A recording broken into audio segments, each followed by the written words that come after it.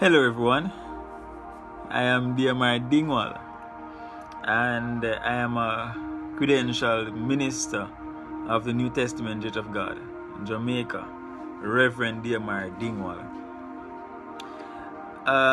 Today I would like to share with us under the title, Be Faithful and Fruitful.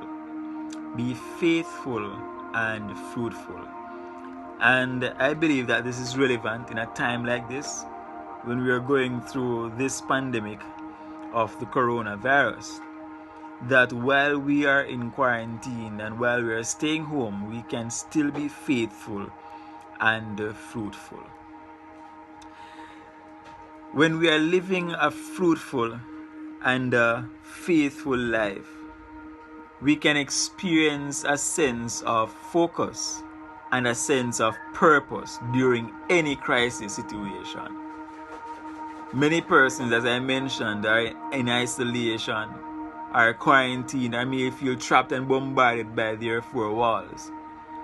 But while we are going through this, we can experience God's grace and mercy upon us as we obey His words and listen to His instructions. I would like to focus on three principles that we can adhere to when it comes on to being faithful and fruitful. Let us look at Matthew chapter 25 verse 14 to 19. And it says, "For the kingdom of heaven is as a man traveling into a far country, who called his own servants, and delivered unto them his goods. And unto one he gave 5 talents, to another 2, to another 1, to every man according to his several ability. And straightway he took his journey. Then he that received 5 talents went and traded with the same, and made 5 other talents.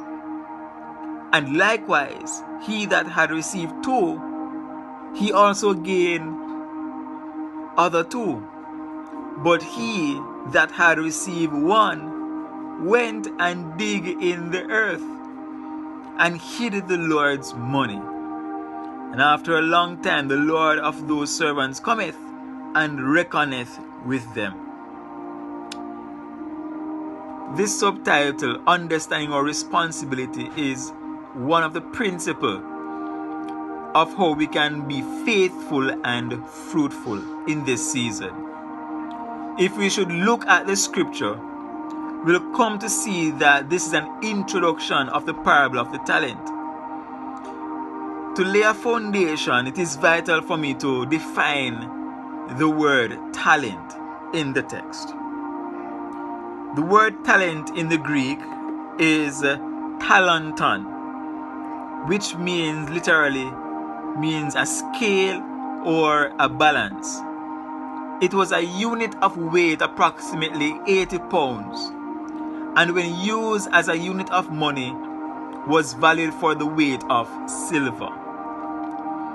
With that said, the master in the context would have expected and trust his servants to increase his wealth by investing or bringing money to the exchangers. They were expected to till the master's land and sell the produce and use the money for capital trading. Essentially, what was given to the servants were a sign that the master had entrusted a portion of his property to them, and that he would ask for an account of their investment when he returned from his journey. So then, they were responsible for a portion of the master's wealth to bring about a turnover. And so is it, my brothers and sisters, that one of these days Christ will return, and we must all give an account of our investment and our responsibility that the Lord has entrusted to us.